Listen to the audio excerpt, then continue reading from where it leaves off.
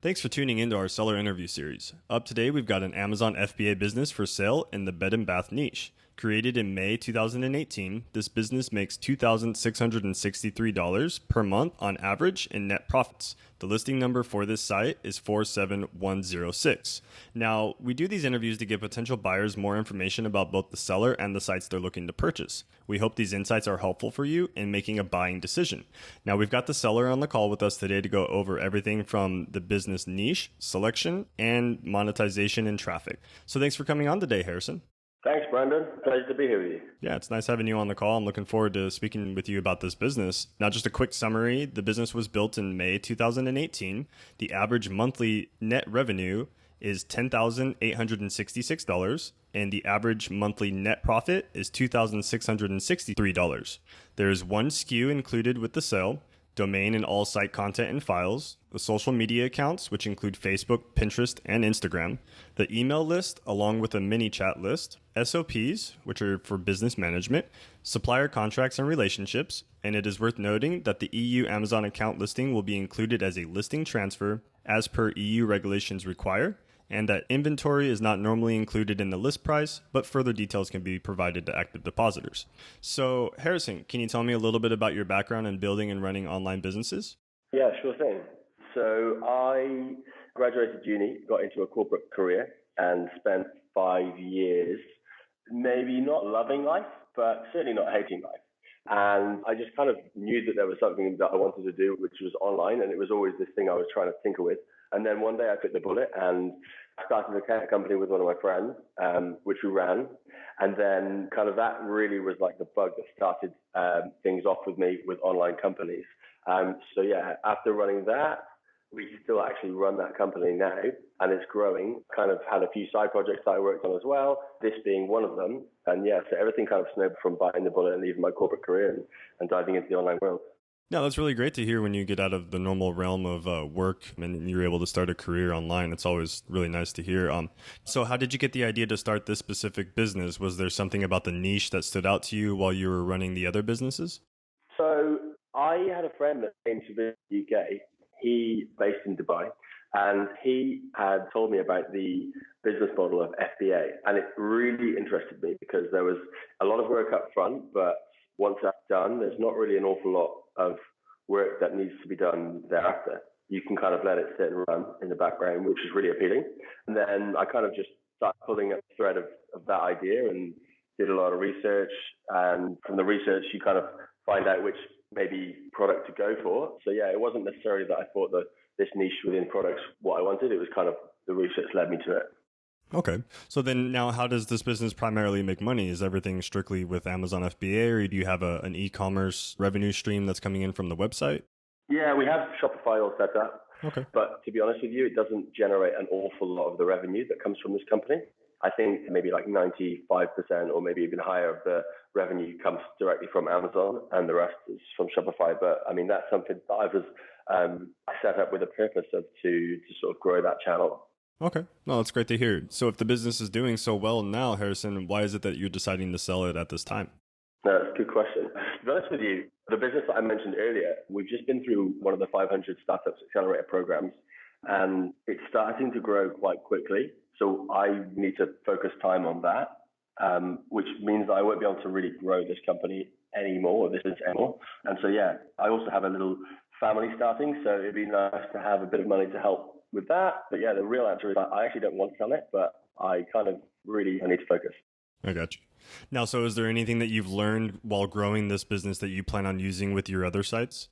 Oh, for sure. Yeah, I think one of the most important things is having just a really, really good product that customers love.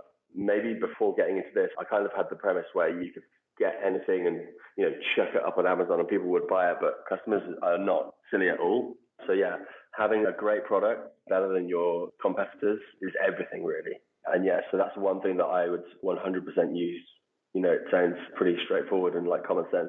But yeah, that really stands out to me is just having the most awesome product and giving your customers the most awesome customer service all the time. Mm-hmm. Yeah, no, definitely that does go, really far. On the flip side of that, Harrison, was there anything that you might have tried with this business and it didn't give you the ROI that you were expecting?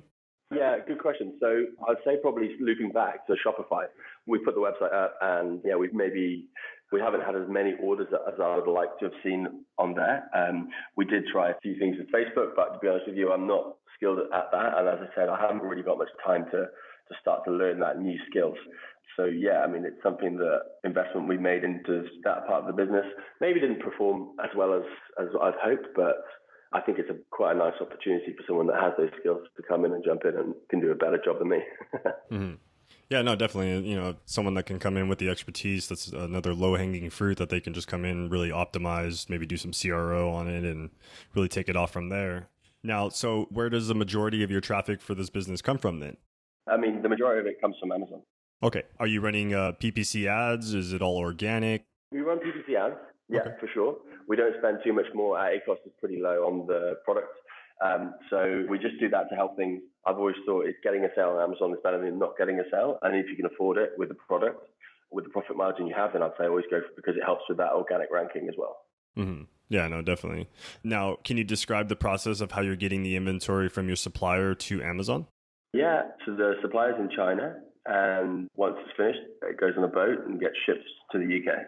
Now, are you using a third-party service to handle the logistics for this, or are you mostly doing the inventory restocking on your own? So we have obviously our supplier that we've been using for a while now. We have a process in place that when we need to reorder, we just send a quick email out to them and they reorder the stock, however many we ask for. Then we use a third party that helps us with the logistics of actually getting the inventory from the warehouse to the port and, on the ship and out the other side. So yeah, it's pretty much taken care of. There's not too much that I need to do for that. Okay. Yeah, no, that makes total sense. Now, hypothetically, Harrison, if you were to keep this business, what are some of the ways that you would try and grow it? Okay, so I think that there's a huge opportunity in just expanding into Europe. That's pretty straightforward to do. You just need to change the language on the listings and then open it up. Then obviously there's the States, which is a huge market for this SKU, which I'd like to do. And then also I'd love to go and relaunch more products, to be honest. Mm-hmm. I think that would be a really, really good opportunity. The brand is relatively strong and we have customers that message us and ask us for like this product and this product. And we have to say no at the moment. Mm-hmm. But yeah, adding to the product line is probably one as well that I'd love to do. Yeah, no, definitely. So does product have a trademark for the brand, Harrison? At the moment, no, but we're going through that process right now. Okay. So then that's another way, potential customer that's listening in on this, they'll, already have that in place or in the works by the time they acquire the business. So that's another great growth opportunity as well. Yeah, for sure. And that'll be something that will be transferred to the new owner. Perfect. So on the flip side of that, then, what do you feel are some of the biggest potential risks that a buyer should be aware of? Good question. I mean, having a product that is on Amazon is, you're kind of at their mercy. Everyone is at their mercy. Obviously, they want to have happy customers and their customers to be getting really good products. So if you're providing a really good product and have good reviews in your listing, then, there's too much to worry about. But yeah, ultimately, I think everybody knows that there is a slight risk having that layer above you which controls the customer. Mm-hmm. Yeah, no, definitely. Especially with most of our Amazon FBA businesses, usually the biggest risk is, getting a red flag from Amazon themselves. So yeah, that makes total sense. Now, can you describe some of the basic type of work you're doing on a weekly basis for the business at this time? Yeah, I mean, it's not like a lot. Speaking to customers when they message about orders, making sure they're happy. We have an Instagram account, which we post pictures on. My wife actually does that for me.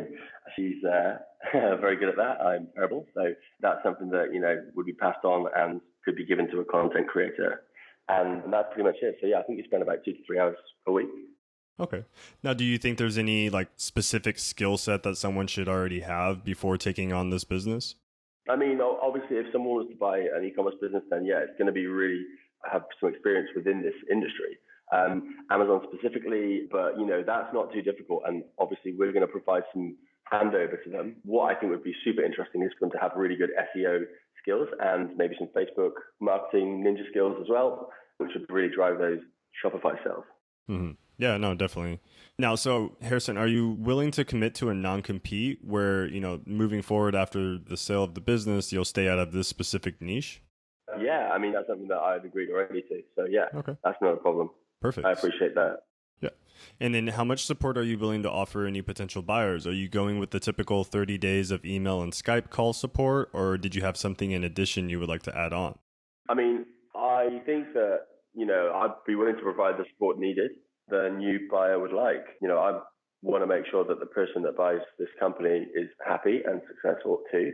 I think everybody needs to be happy at the table. So yeah, for sure, happy to provide email support, calls, as and when needed. Yeah, that's not going to be a problem. Okay. Yeah, that's really great to hear. So putting yourself in the shoes of a buyer, Harrison, why do you think this business is worth buying? Because the potential is huge. Products are really good. It's generating good revenue at month on month, and growing it is something that I would say, as I said earlier, I like this business. I think it's great. I would love to continue to grow it, but if you don't focus on one thing, do badly at everything. Mm-hmm. So yeah, I'd say that the potential to grow the company is there for sure. Not necessarily too difficult, and yeah, the business is ticking along quite nicely now. Has been for 12 months. So yeah, I mean, the main thing is the growth there. Yeah, no, definitely. I mean, we've already mentioned a few of the low-hanging fruits, just kind of waiting for a potential buyer to come in and really optimize and push this business to the next level. And I think it's really a great opportunity for anyone that is looking at this business.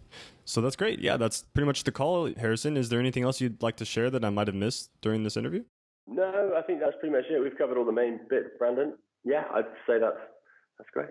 Okay, perfect. Well, I really appreciate you coming on the call with me today, Harrison, and look forward to seeing this listing getting sold for you here pretty soon. Brilliant. Thank you so much. If you're watching this on YouTube, subscribe to our channel. And if you want more information, the link will be below the video that will take you to this marketplace listing. If you're watching this on the listing page and want more information, become a depositor today. When you make a deposit, one of our business advisors will be in contact with you and you will be given everything you need to review this business. Thank you and have a great day.